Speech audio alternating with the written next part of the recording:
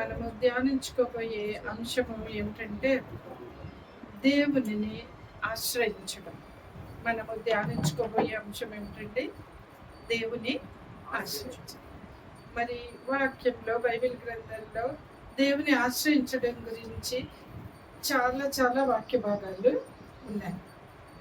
ఎంతో మంది రాజులు, మన రాజుల గ్రంథాలు, వృత్తాంతాల గ్రంథాల్లో చూసినట్లయితే ఎంతో మంది రాజులు దేవుణ్ణి ఆశ్రయించి జయాలు పొందుకున్నట్లుగా మనం చూస్తున్నాం. వాళ్ళకి అసలు యుద్ధంలో జయం పొందుకునే పరిస్థితులే లేని సమయాల్లో, సంఖ్యలో తక్కువ, బలంలో తక్కువ, అలాంటి పరిస్థితుల్లో కేవలము దేవుణ్ణి ఆశ్రయించడం ద్వారా వారు గొప్ప గొప్ప విజయాలు పొందుకున్నారు. పాత నిబంధన గ్రంథంలో మరి మన యెహోషాపాతు, ఆసా రాజులు ప్రత్యేకంగా మనం చూడొచ్చు. ఇంకా ఎన్నో యుద్ధాలు. మరి అలాగే దేవుని నూతన నిబంధన గ్రంథంలో దేవుని ఆశ్రయించి స్వస్థతలు పొందుకున్నారు. దేవుని ఆశ్రయించి స్వస్థతలు పొందుకున్నారు. దేవుని ఆశ్రయించి అపవిత్రాత్మల నుంచి విడుదల పొందుకున్నారు. ఇంకా ఎన్నో ఎన్నో చెప్పాలంటే దేవుణ్ణి ఆశ్రయించి జరిగిన విషయాలన్నీ కూడా మన వాక్యంలో ఎన్నో చూడొచ్చు. వాళ్ళ ఆశ్రయపురాలు ఉన్నాయి. ఆశ్రయపురం అంటే ఏంటో అంతా కూడా మనలో చాలా మందికి తెలుసు. మరి మనం ఈ రోజు ఒక చిన్న వాక్య భాగము మనము ధ్యానించుకుందాం. ఆ వాక్య భాగం ఏంటంటే దేవుణ్ణి ఆశ్రయించడం గురించి దావీదు జీవితం ద్వారా, దావీదు మాటల ద్వారా మరి మనం కొన్ని మాటలు ధ్యానం చేసుకుందాం. దేవుణ్ణి ఆశ్రయిస్తే మన జీవితాలు ఎలా ఉంటాయి, ఎలాంటి పరిస్థితుల్లో మరి దేవుడు మన ఆయన ఆశ్రయించిన వారికి ఎటువంటి పరిస్థితులైనా సరే దేవుడు ఎంత గొప్పగా మరి ఆయన జయాన్ని ఇస్తాడు అనే విషయాలు కొన్ని దావీదు మాటల ద్వారా మనము ధ్యానం చేసుకుందాం. మొట్టమొదటిగా మరి కీర్తనలు 62వ కీర్తన 5-7 వచనాలు మనం చూసినట్టయితే, నా ప్రాణమా దేవుని నమ్ముకొని మౌనంగా ఉండుము, ఆయన వల్లే నాకు నిరీక్షణ కలుగుతున్నది. ఆయనే నా ఆశ్రయదుర్గము, నా రక్షణాధారము, నా ఎత్తైన కోట ఆయనే. నేను కదిలింపబడను. నా రక్షణకు, నా మహిమకు దేవుడే ఆధారము, నా బలమైన ఆశ్రయదుర్గము, నా ఆశ్రయము దేవుని యందే ఉన్నది. ఇవి దావీదు గారి యొక్క మాటలు. ఎంత బాగా మాట్లాడుతున్నాడో చూడండి. ఎంత చక్కగా మరి ఆయన దేవుణ్ణి కొనియాడుతున్నాడు. నా ఆశ్రయదుర్గం ఆయనే అంటున్నాడు, నా ఎత్తైన కోట. అది దావీదు గారి పరిస్థితులు మనకు తెలుసు. ఆయన ఒక గొర్రెల కాపరి స్థితి నుంచి ఒక గొప్ప రాజుగా ఆయన ఎదిగాడు. జీవితంలో దేవుడు తీసుకొచ్చాడు. ఆ గొర్రెల కాపరి స్థితి నుంచి రాజుగా చేశాడు. దేవుడు దావీదుని ఏర్పరచుకున్నాడు. ఎందుకు ఏర్పరచుకున్నాడు అంటే బేసిక్ గా కొన్ని క్వాలిటీస్ ఉంటాయి అన్నమాట మనలో. అందుకే అప్పుడు దేవుడు ఏర్పరచుకుంటాడు. బేసిక్ గా దావీదు యొక్క క్వాలిటీ ఏంటంటే దేవుని యందు చాలా గొప్ప విశ్వాసం ఉంటుంది దావీదు గారికి ఎప్పుడు కూడా కదా. ఆయన మాటల్లో, ఆయన చేసిన పనుల్లో, ఆయన చేసిన ప్రార్థనలో మనం చూసినట్లయితే దేవుని ఎడల గొప్ప విశ్వాసము కలిగిన వాడు. అంతేకాకుండా మరి ఆ విశ్వాసం కలిగిన వాడు కాబట్టి ఆయన చేసిన పని ఏంటంటే దేవుణ్ణి ఆశ్రయించడం. మనం చూస్తే కీర్తనలో దావీదు గారి మాటలు ఇదొక్క మాట మనం చదువుకున్నాం. మరి ఇంకా ఎన్నో మాటల్లో ఆయన దేవుణ్ణి ఆశ్రయించినట్లుగా మనకి ఉంటాయి. దేవుణ్ణి ఆశ్రయించడం ద్వారానే ఆయన విజయాలు పొందుకున్నాడు. దేవుణ్ణి ఆశ్రయించడం ద్వారానే శత్రువుల నుంచి ఆయన కాపాడబడ్డాడు. సౌలు నుంచి కాపాడబడ్డాడు, సొంత కుమారుని నుంచి కాపాడబడ్డాడు, శత్రువు రాజుల నుంచి ఆయన కాపాడబడ్డాడు. అంత గొప్ప ప్రొటెక్షన్ ఆయనకి ఎలా వచ్చింది అంటే ఆయన మరి దేవుణ్ణి ఆశ్రయించాడు. మరి అంత నిజానికి దావీదు గారు చేసిన యుద్ధాలు ఎన్ని ఉంటాయండి?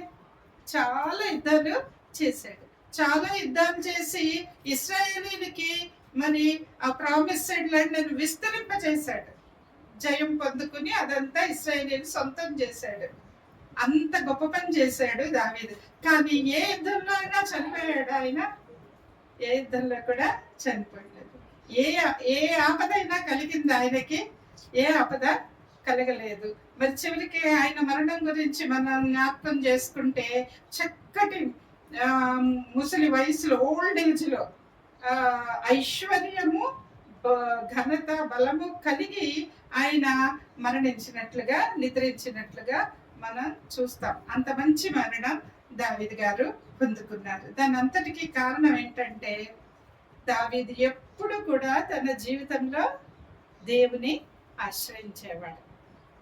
ఈ మాటలు మనం ఒకసారి చూస్తే, నేను దేవుని నమ్ముకొని మౌనంగా ఉండము, ఆయన వల్లనే నాకు నిరీక్షణ కలుగుచున్నది, నా ఆశ్రయ దుర్గము అన్న మాట 3 సార్లు ఉంటుంది ఇక్కడ. నా ఆశ్రయ దుర్గము 7వ వచనంలో నా ఆశ్రయ దుర్గము, నా ఆశ్రయము, నా ఇంకా ఎత్తైన కోట, నేను కదిలింపబడను. అంత గొప్ప విశ్వాసంతో చెప్తున్నాడు. ఈ గొప్ప విశ్వాసంతో ఆయన పలుకుతున్న ఈ మాటలు ఎవరితో చెప్తున్నాడండి? ఎవరితో చెప్తున్నాడు? ఈ పర్టిక్యులర్ మాటలు గొప్ప విశ్వాసంతో తన ప్రాణంతో చెప్తున్నాడు. అది గొప్ప విషయం. ఎవరితో చెప్తున్నాడండి? తన ప్రాణంతో చెప్తున్నాడు. స్టార్టింగ్ చూడండి, నా ప్రాణమా దేవుని నమ్ముకొని మౌనంగా. ఇంకా అక్కడి నుంచి 3 వచనాలు ఆయన ఏ విధంగా ఆశ్రయించాడు, దేవుడు తన జీవితానికి ఏమై ఉన్నాడు, 3 వచనాల్లో చాలా గొప్పగా ఆయన చెప్పినట్లుగా మనం చూస్తున్నాం. కాబట్టి ప్రియరా, దావీదు యొక్క విశ్వాసం ఎంత గొప్పదంటే తన ప్రాణంతో చెప్పుకుంటున్నాడు. నా ప్రాణమా, ఫస్ట్ దేవుడు నీకు చేసిన ఆశ్చర్యకార్యాలేంటో నువ్వు తెలుసుకో, జ్ఞాపకం ఉంచుకో. ప్రాణంతో ప్రియుల, మనం కూడా మొట్టమొదటిగా ఎవరికి చెప్పాలి? మన ప్రాణానికి చెప్పుకోవాలి. మొట్టమొదటిగా దేవుడు మనకు చేసిన ఆశ్చర్యకార్యాలు ఎవరితో చెప్పుకోవాలి? మన ప్రాణంతో చెప్పుకోవాలి. మరి ఇప్పుడే మీ సంఘ కాపరి గారు చెప్పారు గవర్నమెంట్ జాబ్ గురించి కదా, ప్రణాళికలో ఉన్నా. కాబట్టి మరి అది మీకు అర్థమవుతుందో లేదో నాకైతే తెలియదు.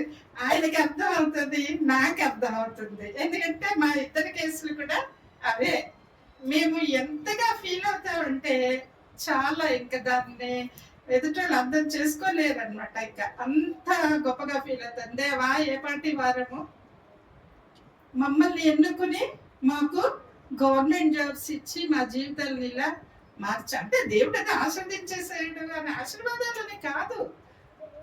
ఆయన ఆశీర్వదించిన ఆశీర్వాదాలు కూడా మరి మనం తప్పిపోకుండా మనం దేవునిలో ఉండి దేవుని కోసం దేవుని సేవలో సాగుతూనే ఉన్నాం. మరి దేవుడు ఎలా జీవితాన్ని మారుస్తాడు కదా. ఆ బాధల్లో ఉండిపోవడానికి దేవునికి ఇష్టం లేదు. మనం బాధల్లో నలిగిపోవడం దేవునికి ఇష్టమా? లేదు. దరిద్రంలో ఉండడం దేవునికి ఇష్టమా? లేదు. దేవుడు మనల్ని విడిపిస్తాడు. విడిపించి బలపరిచి మన జీవితాలని సెట్ చేస్తాడు.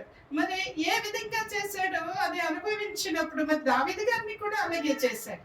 ఒక గొర్రెల కాపరిని ఎన్నుకున్నాడు. ఆయన ఎన్నుకొని మరి ఆయన అంత గొప్పగా రాజుగా చేశాడు. అది మామూలు రాజు కూడా కాదు. ఏ రాజు పేరైనా మర్చిపోతారేమో, ఎత్తకుండా ఉంటారేమో, కానీ ఈనాటికి ఇశ్రాయేలీయుల్లో ఏ రాజుకి పైకి పెడతారు? దావీదు. మరి దావీదు అంతేకాకుండా అసలైన విషయం, ఆయన వంశంలో నుంచి యేసుక్రీస్తు ప్రభు వచ్చాడు. ఆ వంశావళిలో మెయిన్ పర్సన్ గా దేవుడు దావీదును ఉంచాడు. ఎందుకంటే దావీదు యొక్క క్వాలిటీస్ అలాంటివి, ఆయన హృదయంలో ఆశలు అలాంటివి. కాబట్టి ప్రియులారా, ఈ దినము మన జీవితంలో మన హృదయం ఎలా ఉంది అని దేవుడు చూస్తాడు. కానీ మనకున్న బలాలు లేక మనకున్న డిగ్రీలు కానీ, మనకున్న ఇవి కానీ, పాజిటివ్ పాయింట్స్ కానీ, మనకున్న టాలెంట్స్ కానీ, అవి కాదు దేవునికి కావలసింది. అవన్నైనా ఉండొచ్చు, ఉండకపోవచ్చు కూడా. ఆయన చూసేదేంటి, ఆయనకు కావలసింది ఏంటి అంటే మనలో ఆయన పట్ల ఏ విధమైన ఆశ ఉంది. అది ఆయన పట్ల ఎటువంటి ఆశ ఉంది, ఎటువంటి విశ్వాసం ఉంది, ఎటువంటి నమ్మకం ఉంది, ఏ విధంగా మనం ఆయన్ని ఆశ్రయిస్తున్నాం, అదే ఆయనకు కావాలి.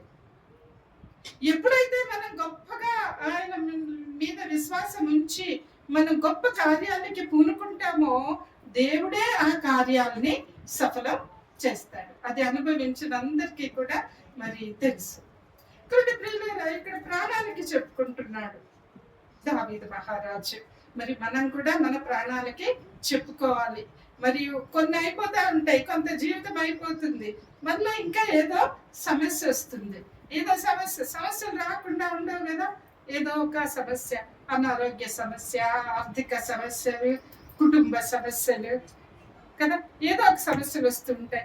ఆ సమస్యలు వచ్చినప్పుడు కృంగిపోకూడదు. మళ్ళా ఏం చేయకూడదంటే కృంగిపోకూడదు. ఆ ప్రాణానికి చెప్పుకోవాలి మనం, నా ప్రాణమా నువ్వు ఎలా కృంగినా అని కూడా ఉంటుంది కదా.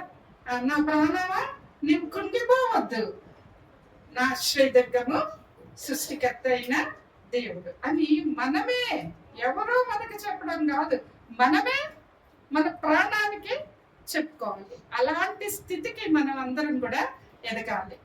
ఎదిగితే మనం ఎప్పటికప్పుడు ఈ శోధనని జయించే శక్తి దేవుడు మనకి ఇచ్చి బలపరుస్తాడు. మరి ఇక్కడ దావీదు మహారాజు ఆయన తన ప్రాణానికి చెప్పుకున్నాక అప్పుడు ఏం చేశాడు తెలుసా? 5, 6, 7 వచనాల్లో మనం చదివా. 8వ వచనంలో ఎవరికి చెప్తున్నాడు చూడండి. జనులారా.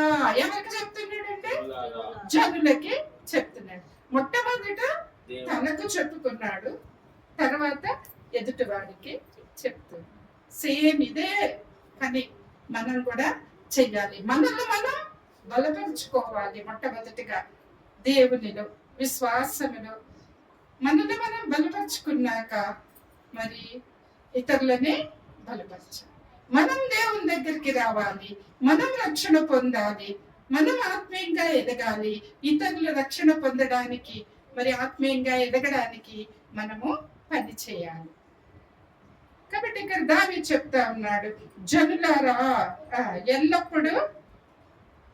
ఎల్లప్పుడూ ఆయనందు నమ్మిక ఉంచుడి, ఆయన సన్నిధిని మీ హృదయములు గుమ్మరించుడి.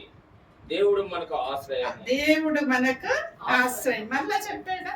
జనులకి చెప్తూ ఉన్నాడు. ముందు ప్రాణానికి చెప్పుకున్నాడు దేవుడు మనకు ఆశ్రయం అని, ఇప్పుడు జనులకి చెప్తున్నాడు. దేవునికి వెంటనే వచ్చింది చూడండి, ఎక్కడి నుంచో కూడా తేలేదు మనం ఈ వచ్చిన, అవన్నీ కంటిన్యూస్ వచ్చినాడు. దేవుడు మనకి ఆశ్రయము. కాబట్టి జనులారా మీరు నమ్ముకోండి, 2 పనులు చేయమని చెప్తున్నాడు. జనులకి ఒక సలహా ఇస్తున్నాడండి. జనులకి ఒక సలహా ఇస్తున్నాడు, 2 పనులు చేయమంటున్నాడు. ఏమిటా 2 పనులు? మొట్టమొదటిగా ఆయనను నమ్ముకోవాలి. ఏం పనంటే ఆయనను నమ్ముకోవాలి. రెండవదిగా ఆయన సన్నిధిని మీ హృదయములు కుమ్మరించాలి. ఆయన సన్నిధిని మీ హృదయములు కుమ్మరించాలి. ప్రార్థనలో ఆయన సన్నిధిలో మన హృదయాల్ని కుమ్మరించి ఫస్ట్ విశ్వసించాలి, మరి ప్రార్థించాలి. ఇంకో వర్డ్స్ లో చెప్పుకుంటే విశ్వసించాలి, ప్రార్థించాలి. ఆయన చెప్పిన మాటలు మరి ఆయన నమ్ముకోవాలి, ఆయన సన్నిధిలో మన హృదయాన్ని కుమ్మరించుకోవాలి. ఈ 2 పనులు దావీదు గారు చేశారు. దావీదు గారు చేసి తన జీవితంలో ఎంతో గొప్ప విజయాలు పొందుకున్నాడు. ప్రతి శ్రమ నుంచి విడిపింపబడ్డాడు. కాబట్టి మనకి చెప్తూ ఉన్నాడు ఏమని? మీరు కూడా ఇది ఫాలో అవ్వండి, ఇలా ఉండండి, ఈ 2 పనులు చెయ్యండి, ఆయనే మనకు ఆశ్రయము. మీరు కూడా ప్రతి సమస్య నుంచి కూడా మీరు విడిపింపబడతారు. మనం పాత నిబంధన గ్రంథంలో ఈ రాజుల యొక్క జయాలు కానీ, లేకపోతే ఈ దావీదు గారి యొక్క జీవితం కానీ, దానియేలు గారి జీవితం, ఎవరి జీవితాలు చూసినా సరే మనం నేర్చుకుంటూ ఉంటాం అంశములు కదా. మనం నేర్చుకుంటాం వారు ఏ విధంగా చేసి ఏ విధంగా సమస్యల నుంచి బయటపడ్డారు. వారికి వచ్చిన సమస్యల నుంచి, వారికి సమస్యలు వచ్చినప్పుడు వారు ఏం చేశారు? సమస్యలు వచ్చినప్పుడు దేవుని ఆశ్రయించారు. అదే మనం నేర్చుకుంటున్నాం. మరి ఈనాడు కూడా మనం అనుకోవచ్చు అప్పుడేదో రాజులు, యుద్ధాలు, ఆ మాటలన్నీ మనం మార్చుకోవాలి. ఆ యుద్ధాలు మన జీవితంలో ఇప్పుడేమి యుద్ధాలు? ఆ సలహాలు మారువు, వారి ఆలోచన మారు, అవన్నీ సత్యాలు. ఇప్పుడు మన జీవితంలో ఎలా అప్లై చేసుకుంటాం? మనం కూడా యుద్ధం చేస్తున్నాం. మనం కూడా యుద్ధాలు చేస్తున్నాం. మనం ఏంటి యుద్ధాలు? మొట్టమొదటిగా సాతానుతో యుద్ధం. మరి మన జీవితంలో వచ్చే సమస్యలు ఏంటవి? అనారోగ్య సమస్యలు, ఆర్థిక సమస్యలు, కుటుంబ సమస్యలు, ఇంకా ఎన్నో సమస్యలు మనకి రావచ్చు. స్టూడెంట్స్కి అయితే ఎన్నో భయాలు ఉంటాయి. ఎట్లా యంగ్ ఏజ్ లో ఉంటారు, కానీ సంతోషంగా ఉండడానికి కూడా కొంతమంది వెనకాడతారు. ఎందుకు? ఏమో జీవితం ఎలా సెటిల్ అవుతుందో, ఏం జాబ్ వస్తుందో, ఎక్కడ సీట్ వస్తుందో, ఇవే భయాలు వారిని వెంటాడుతూ ఉంటాయి. కాబట్టి ప్రియులారా, దేనికి భయపడకూడదు, దేనికి భయపడకూడదు. దేవుని మీద భారం వేసి, మరి దావీదు గారు ఇచ్చిన సలహా ప్రకారం ఏం చేయాలి? ఆయన నమ్ముకోవాలి, ఆయన సన్నిధిలో మన హృదయాన్ని కుమ్మరించుకోవాలి.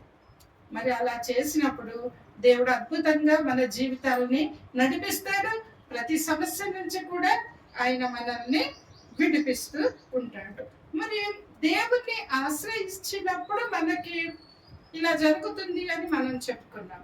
మరి ఎందుకు ఆశ్రయిస్తున్నాం దేవుణ్ణి? మనం ఎవరైనా ఒకరిని ఏదైనా సహాయం అడిగామనుకోండి, మనకి ఏదైనా అవసరం వచ్చింది, ఎవరి దగ్గరికైనా వెళ్ళి ఒక సహాయం అడుగుతూ ఉన్నాం, అప్పుడు ఎలాంటి వ్యక్తి దగ్గరికి వెళ్తాం? మనకు చాలా మంది వ్యక్తులు తెలుస్తారు కదా, అందులో ఒక వ్యక్తిని సెలెక్ట్ చేసుకుని మనము వెళ్తాం. నాకు ఈ అవసరం వచ్చిందనో, లేకపోతే నాకు ఈ సమస్య వచ్చిందో వాళ్ళతో ఆ సమస్యను పంచుకుంటాం. ఎటువంటి వ్యక్తి దగ్గరికి వెళ్తాం? ఆ వ్యక్తిలో ముఖ్యంగా 2 గుణాలు మనం చూస్తాం. ఒకటి ఏంటంటే, కొంచెం జాలి గల మనస్సు ఉండాలి వాళ్ళకి కదా. మన స్నేహితుల్లో కానీ బంధువుల్లో కానీ ఎవరికైతే కాస్త జాలిగల మనస్సు ఉండి మన పరిస్థితిని అర్థం చేసుకుంటారో వారితోనే మన సమస్యలు మనం పంచుకుంటూ ఉంటాం కదా. ఇంకొక 2వ ముఖ్యమైన గుణం ఏమి ఉంటుంది? మన భారాన్ని, మన సమస్యను కొంచెం షేర్ చేసుకునే వ్యక్తి కూడా అయి ఉండాలి. మరి అలా కాకుండా ఒక కఠినాత్ముల దగ్గరికి, అసలు చాలా స్వార్థపరుల దగ్గరికి మనం వెళ్ళి మనం షేర్ చేసుకుంటామా? చేసుకో. మరి అదే విధంగా మరి ఇక్కడ దావీదు చెప్తున్నాడు కదా, ఏమని? జనులారా, ఆయన నమ్ముకోండి, ఆయనే ఆశ్రయదుర్గము, ఆయన సన్నిధిలో మీరు మీ హృదయాన్ని కృపరించుకోండి అని చెప్తున్నాడు. ఎందుకు అంటే, ఆయనకి, దావీదుకి దేవుని యొక్క గుణాలు ఆయనకి బాగా తెలుసు. దేవుడు ఎలాంటి వాడో దావీదు గారికి జీవితానుభవమే నేర్పించింది. మరి దేవుని యొక్క గుణాలు ఎలాంటివి అని మనం చూస్తే 2 ముఖ్యమైనవి చూద్దాం. చాలా ఉన్నాయి, కానీ మనం ఇప్పుడు 2 చూద్దాం. మొట్టమొదటిగా, ఆయన జాలి కలిగిన దేవుడు. మనం ఎందుకు దేవుణ్ణి ఆశ్రయిస్తున్నాం? మనం ఎందుకు దేవుణ్ణి ఆశ్రయిస్తున్నాం? 2 కారణాలు మనం చెప్తే, మొట్టమొదటిగా ఆయన మన మీద జాలిపడే దేవుడు. అంటే, దేవా ఈ సమస్యలు ఉన్నాయి అని ఆయన దగ్గర మనం మొరపెట్టుకుంటే ఆయన తప్పకుండా మన మీద జాలి పడతాడు. అది తల్లి తన పిల్లల మీద జాలి పడినట్లుగా తండ్రి తన కుమారుని మీద జాలి పడ్డాడు. అవన్నీ కూడా ఆ జాలి ఎందుకు పనికిరాదు, అంత గొప్పగా దేవుడు మన మీద జాలి పడతాడు. ఆయన జాలి పడే దేవుడు. ఆ విషయము దేవుడు సెలవిచ్చాడు వాక్యంలో.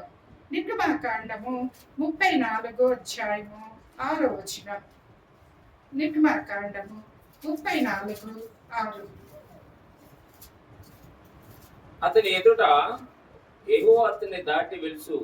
యెహోవా కనికరము, దయ, దీర్ఘశాంతము, విస్తారమైన కృపాసత్యములు గల దేవుడైన యెహోవా. చాలండి.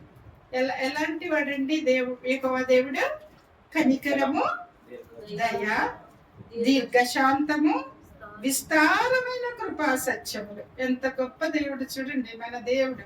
అది తెలుసుకోవాలి మొట్టమొదట. మన దేవుడు ఎలా అంటాడో మొట్టమొదట మనం నిజంగా తెలుసుకున్నామా? వింటాం చాలా సార్లు. ఇగో ఇప్పుడు వాక్యం నేను చెప్తా ఉన్నాను, మీరు వింటా ఉన్నారు.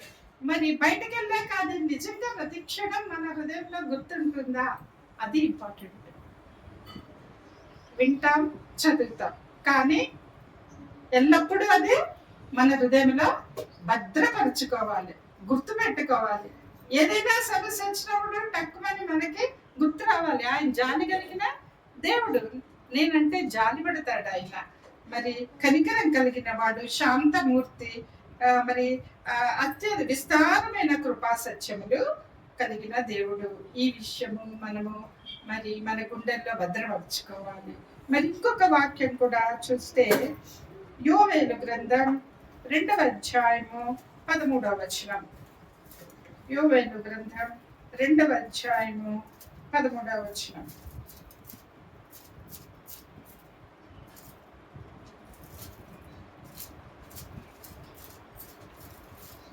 మీ దేవుడైన యెహోవా కరుణా వాత్సల్యములు గలవాడును శాంతమూర్తియు అత్యంత కృపగలవాడునై ఉండి తాను చేయనుద్దేశించిన కీడును చేయక పశ్చాత్తాపపడును గనుక మీ వస్త్రములను కాక మీ హృదయములను చింపుకొని ఆయన తట్టు తిరుగుడి. మరి ఇంచుమించు ఇవే మాటలు మన నిర్మాకాండంలో దేవుని గురించి తెలియచేసిన మాటలు కూడా ఇవే మాటలు. మీ దేవుడైన యెహోవా కరుణా వాత్సల్యములు కలవాడు శాంతమూర్తి. అక్కడ కనికరము, దయ అని రాయబడింది, దీర్ఘశాంతమని రాయబడింది. ఇక్కడ కూడా అవే మాటలు ఉన్నాయి, ఏమి తేడా ఉండదండి. మీరు ఎక్కడ చూసినా అవే మాటలు ఉంటాయి. కరుణా వాత్సల్యములు గలవాడు శాంతమూర్తి అత్యంత కృపగలవాడు నయ్యుండి. అక్కడ విస్తారమైన కృపా సత్యములని రాయబడింది. ఇక్కడ అత్యంత కృపగలవాడై ఉండి తాను ఉద్దేశించిన కీడును చేయక పశ్చాత్తాపడు. దేవుడు మనం పశ్చాత్తాపడితే దేవుడు కూడా పశ్చాత్తాపడతాడు. పశ్చాత్తాపడిన కనుక మీ వస్త్రములను కాక మీ హృదయములను చింపుకొని ఆయన తట్టు తిరుగుడి. దావీదు గారు చెప్పారు కదా, మన హృదయాల్ని ఆయన సన్నిధిలో కుమ్మరించుకోవాలి. మరి ఇక్కడ అదే మాట మనం చూస్తున్నాం. మన హృదయాన్ని చింపుకోవడం అంటే ఆయన సన్నిధిలో మన హృదయాల్ని కుమ్మరించుకోవాలి. కాబట్టి ప్రియులారా, మరి ఈ వాక్యాలు రెండు మనం చూసినప్పుడు మన దేవుడు అత్యంత కృప కలిగిన వాడు, జాలి కలిగిన వాడు, దీర్ఘశాంతుడు అని మనకి తెలుస్తుంది. మరి ఇర్మియా గ్రంథం 33వ అధ్యాయము 26వ వచనంలో చివరి మాట చదువుదాం. 33:26.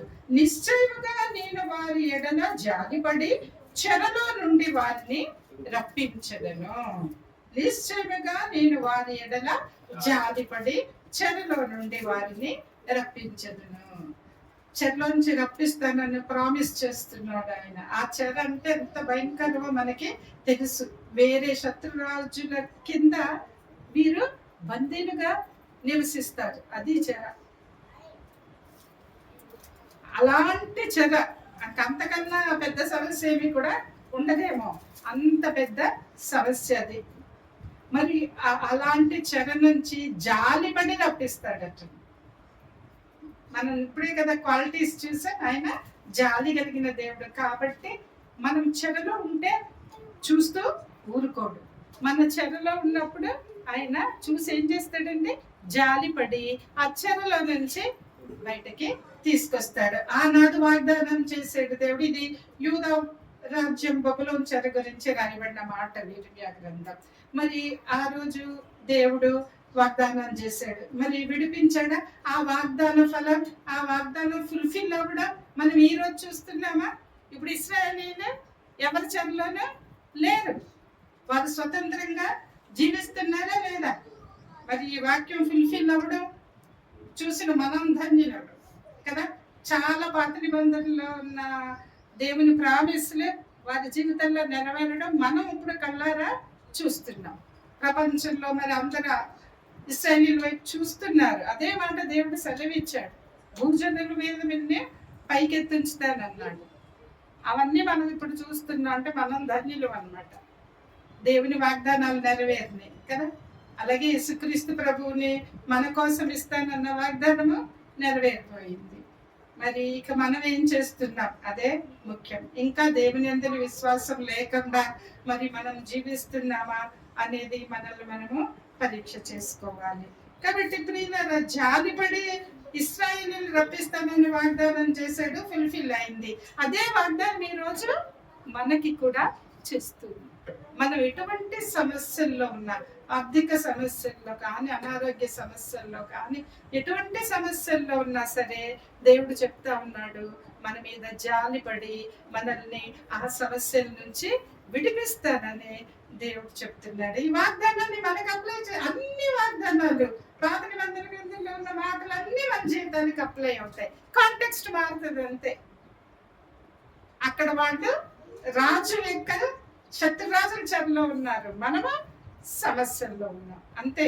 ఆ కాంటెక్స్ట్ మార్చుకుంటే సరిపోతుంది. ఆయన వాగ్దానాలు మాత్రం మారు, ఆయన గుణాలు మాత్రం మారు, జాలిగా తగ్గిన ఆయన మనస్సు మాత్రం మారదు. అవన్నీ మనము అనుభవించి మరి తెలుసుకుని సంతోషించాలి. కాబట్టి ప్రియులారా, రెండు విషయాల్లో ఆయన ఎందుకు మనం ఆశ్రయిస్తున్నాం అనే దానికి రెండు చూద్దాం అనుకున్నాం కదా. మొట్టమొదటిది ఆయన జాలి కలిగిన దేవుడు కాబట్టి, జాలిపడి మనల్ని విడిపించే దేవుడు కాబట్టి మనం ఆయన్ని ఆశ్రయిస్తున్నాం. రెండవదిగా మన భారం మోయడానికి ఆయన ఎల్లప్పుడూ సిద్ధంగా ఉంటాడు. రెండవదిగా ఏంటంటే మన భారం మోయడానికి ఎల్లప్పుడూ సిద్ధంగా ఉంటాడు. మరి వెంటనే మనకి గుర్తుకొచ్చే దేవుని వాక్యం ఏంటి? మత్తయి సువార్త 11వ అధ్యాయం 28-29 వచనాలు చదవండి. మత్తయి సువార్త 11వ అధ్యాయము 28-29 వచనాలు.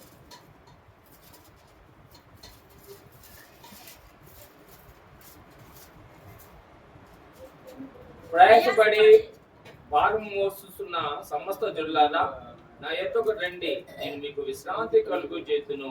నేను సాధికుడును, దీన మనసు గలవాడును కనుక మీ మీద నా కాడి ఎత్తుకొని నా యొద్ద నేర్చుకునుడి, అప్పుడు మీ ప్రాణములకు విశ్రాంతి దొరుకును. చాలండి, ఇది ఆయన చెప్తా అన్నాడు. మీ భారము నా దగ్గరికి రండి. మీకు భారం ఉందా? నా దగ్గరికి రండి. మీరు సమస్యల్లో ఉన్నారా? నా దగ్గరికి రండి. మీ భారం నేను తీసుకుంటా, నేను మోస్తాను. నా భారం మీరు మోయండి. ఎందుకు ఆ ఎక్స్చేంజ్? నా భారము తేలిక అంటున్నాడు. మీ భారం మీరు మోసుకుంటూ ఉంటే చాలా బరువు. ఆ సమస్యల బరువుని మీరు మోయవసరం లేదు, నాకు ఇచ్చేయండి, నేను మోస్తాను. నా భారం మీరు మోయండి. నా భారం చాలా తేలిక. అది ఆయన భారం ఏంటి? సువార్త ప్రకటన, అనేకులను ఆయన దగ్గరికి నడిపించడం, మనం ఆయన గుణగణాలు కలిగి జీవించడం. వాటిల్లో ఎందుకు తేలికన్నాడు తెలుసా? వాటిల్లో ఏముంటుందంటే సంతోషం ఉంటుంది, శాంతి ఉంటుంది, సమాధానం ఉంటుంది. ఈ సంతోషము, శాంతి, సమాధానాలే జీవితంలో మనకి దేని వల్ల కూడా రావు. అందుకే ఆయన అంటున్నాడు తేలిక. తేలిక చూడండి, ఆ గాల్లో తేలిపోతున్నట్లుంది అంటూ ఉంటాం మనం కదా. గాల్లో సంతోషం ఎక్కువైనప్పుడు ఏమంటారు? గాల్లో తేలిపోతున్నట్లుంది అంటారు. తేలిక. సంతోషం ఉన్నప్పుడు తేలికగా ఉన్నామనే భావన మనకి కలుగుతుంది. కాబట్టి ప్రియులారా, ఎప్పుడైతే ఆయన భారాన్ని మనం మోస్తామో, మన భారం ఆయనకి ఇచ్చేసి, అప్పుడు మనకి సంతోషం వస్తుంది మన జీవితంలోకి. ఆయన వాక్యం మనకి సంతోషాన్ని ఇస్తుంది. ఆయన వాక్యం మనకి సంతోషాన్ని, ఆయన వాక్యం మనల్ని బ్రతికిస్తుంది. అప్పుడు మనం తేలికైపోతామన్నమాట. అది కాబట్టి ప్రియులారా, ఆయనే చెప్తున్నాడు, నా దగ్గరికి రండి, మీ భారం నాకు ఇచ్చేయండి, నా భారం మీరు తీసుకోండి. ఎందుకంటే రెండు కారణాలు చెప్తున్నాను నేను. సాత్వికుడగా, దీన మనస్సు కలవాడిన. నా భారం తేలికగా కూడా ఉంటుంది. అది కారణం చెప్పకుండా ఆయన ఏది కూడా చెప్పడు, ఎప్పుడు ఏ పని చెప్ప. కాబట్టి ప్రియులారా, ఆయన ఎప్పుడు కూడా మన భారం మోయడానికి సిద్ధంగా ఉంటాడు. అయితే మనమే వెళ్ళాం అన్నమాట. అది విశ్వాసంతో వెళ్ళాలి. ఆయన సన్నిధిలో మన హృదయాన్ని క్రమరించుకోవాలి. రెండు పనులు చాలా ముఖ్యం. మరి ఇంకొక వాక్య భాగం మనం చూస్తే చక్కగా నూతన నిబంధన గ్రంథంలో ఒక వాక్యం చూసాం, పాత నిబంధన గ్రంథంలో కూడా ఇంకో వాక్యం చూద్దాం ఈ భారం గురించి. కీర్తనలు 55:22. కీర్తనలు 55:22.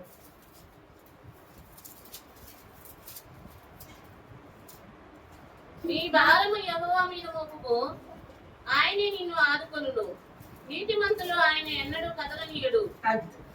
నీ భారము యెహోవా మీద మోపుము, ఆయనే నిన్ను ఆదుకొనును. అది ప్రియులారా, ఆయన ఆదుకోవడానికి ఎప్పుడు రెడీగా ఉంటాడు. ఆయన మీద మోపాలి, మన భారం తీసుకెళ్ళి ఆయనకి ఇచ్చేయాలి, అంతే. అది ఆయన ఎప్పుడు రెడీగా ఉంటాడు మన భారాన్ని మోయడానికి. కాబట్టి ప్రియులారా, దేవుణ్ణి ఆశ్రయించాలి.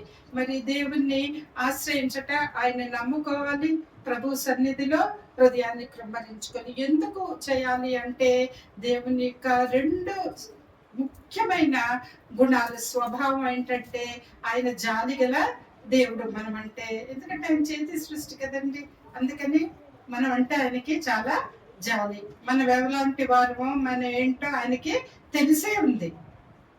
మరి రెండవదిగా మన భారం మోయడానికి ఎప్పుడు కూడా ఆయన సిద్ధంగా ఉంటాడు. కాబట్టి మనము ఆయన్ని ఆశ్రయించాలి. కాబట్టి చివరిగా ఇంకొక, మరి ఇలా ఆశ్రయించినప్పుడు మనం అనుకోవచ్చు, ఈ పెద్ద సమస్యలు తీరుతాయా అంట. అది ఎటువంటి పెద్ద సమస్య అయినా దేవుని దృష్టికి అల్పం. మనకి అబ్బో కొండంత సమస్యలాగా మనకి కనబడుతుంది, కానీ దేవుని దృష్టిలో అది చాలా అల్పము. ఆయనే స్వయంగా అన్నాడు. ఆ మాట ఏంటో చూద్దాం. 2వ రాజుల గ్రంథము 3వ అధ్యాయము 17-18 వచనాలు. 17-18 వచనాలు. యెహోవా సెలవిచ్చినదేమనగా, గాలియే గాని వర్షమే గాని రాకపోయినను మీరును మీ మందలను మీ పశువులను త్రాగుటకు ఈ లోయలో నీళ్లతో నిండును. ఇది యెహోవా దృష్టికి అల్పమే. ఆయన మోయాబీయులను మీ చేతికి అప్పగించెను. చాలమ్మా, ఎంత గొప్ప మాటలు చూడండి. గాలి వర్షం రాకపోయినా సరే లోయలోనంట అవన్నీ కూడా నీళ్లతో నిండిపోతాయంట. కోతులు తవ్వించుకున్నాడు, అదొక చరిత్ర ఉంది ఆ అధ్యాయం అంతా. మరి వాళ్ళకి నీళ్ళు ఉండవు అంతవరకు చూద్దాం. ఎవరికి? అక్కడ మనుషులకి నీళ్ళు లేవు, పశువులకి నీళ్లు లేవు. వీళ్ళేమో యుద్ధానికి బయలుదేరి వచ్చారు. యుద్ధం చేయాలి. ఇప్పుడు నీళ్లు లేకపోతే ఎలా చేస్తారు? నీళ్లు లేకపోతే మనిషి జీవించగలడా? జీవించదు. వాళ్ళు పశువులు ఎలాగా? పశువులకి నీళ్లు లేవు. అటు చూస్తే మోయాబీలు వారి మీదకి వస్తూ ఉన్నారు. ఇప్పుడు ఎలా జయం పొందుకోవాలి? అప్పుడు దేవుడి దగ్గరికి వచ్చినప్పుడు మరి దేవుడు చెప్తా ఉన్నాడు, మరి వర్షం రాకపోయినా సరేనంట, గాలి లేకపోయినా సరే నీళ్లతో నిండుకుంటాయంట. ఇది యెహోవా దృష్టికి అల్పమే. చూడండి ఎంత బాగుంది అక్కడే. ఇది యెహోవా దృష్టికి అల్పమే. ఆయన దృష్టికి చాలా అల్పం. అలాగా వర్షం లేకపోయినా మన దృష్టికి మాత్రం చాలా పెద్దగా కనబడతాయి సమస్యలు. మన దృష్టికి పెద్దగా ఉన్న సమస్యలు పెద్దగా ఊహించుకోవడం అది ఒక విషయం అయితే, అసలు వర్షమే లేకుండా ఆ రోజుల్లో నీళ్లు ఎలా వస్తాయి? అది ఎవరికైనా ఇంపాసిబుల్ అనుకుంటారు కదా. కానీ దేవుడు చెప్తున్నాడు, నా దృష్టికి ఈ భూలోక సంబంధమైన ఏ విషయాలైనా అల్పమే. ఈ భూమి మీద ఏదైనా సరే ఆయన చేయగలడు, ఏమైనా చేయగలడు. ఆయన అన్ని అనే దృష్టికి అల్పమే. అల్పం అంటే ఇంకదే లాస్ట్ అన్నమాట. ఇక చాలా లోయెస్ట్. తక్కువ అనడం ఆ వాడు కూడా కొంచెం వేరేగా ఉంటది. తక్కువ అంటే ఇంకా దానికి తక్కువ ఉండొచ్చు. అల్పం అంటే గంతకన్నా తక్కువ ఉండదు. అది కాబట్టి ప్రియులారా, మన జీవితంలో ఎటువంటి సమస్యలున్నా మరి ఆయన తీర్చడానికి ఆయన ఎల్లప్పుడూ సిద్ధంగా ఉన్నాడు. మరి ఆయన దృష్టికి అవన్నీ కూడా అల్పమే. అయితే దేవుడు ఒకటే కోరుకుంటున్నాడు మన దగ్గర నుంచి, మరి క్రీస్తు ప్రభువు నందు మనము విశ్వాసం ఉంచాలి. ఆయన మరణ పునరుద్ధానములను మనము జ్ఞాపకము చేసుకోవాలి. దేవా, నువ్వు నా కొరకు మరణించావు, ఆయన ప్రాణమే పెట్టినప్పుడు ఈ సమస్యలంతా అని ఆయనకు ఒబీడియంట్ గా ఆయన మాటల ప్రకారం మనం జీవిస్తే, ఆయనను ప్రేమించి ఆయన ఆజ్ఞల ప్రకారము జీవిస్తే, మరి దేవునికి మన సమస్యలు తీర్చడం పెద్ద సమస్య ఏమీ కాదు, అవి చాలా అల్పము. కాబట్టి ప్రియులారా, మరి మనము 2 పనులు చేయాలి. ఏంటంటే ఆయన ఎంత విశ్వాసం ఉంచాలి అంటే ఆయన ఎంత నమ్మకించాలి. దావీదు మాటల్లో ఆయన ఎంత విశ్వాసం ఉంచాలి. 2, ఆయన సన్నిధిలో మన హృదయాన్ని కుమ్మరించుకోవాలి. మరి 2 పనులు చేసినప్పుడు మరి యేసుక్రీస్తు ప్రభువు మరి మన హృదయాల్లో జీవించి మన జీవితాలని నడిపిస్తాడు. దేవుడి వాక్యం దీవించి ఆశీర్వదించును గాక. ఆమేన్. తలలు వంచుకున్నట్లయితే చిన్న ప్రార్థన చేసుకుందాం. దైవము కృప కృపా కనికరములు కలిగిన దేవ, కృప విత్తబడిన వాక్యాన్ని బహుగా ఫలింపచేయండి తండ్రి. బిడ్డలందరి హృదయంలో మా హృదయాల్లో ప్రభువా ఫలింపచేయండి.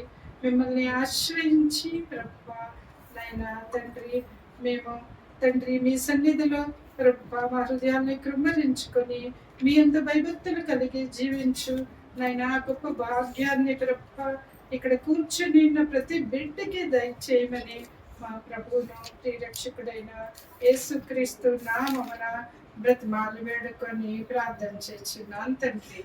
ఆమేన్.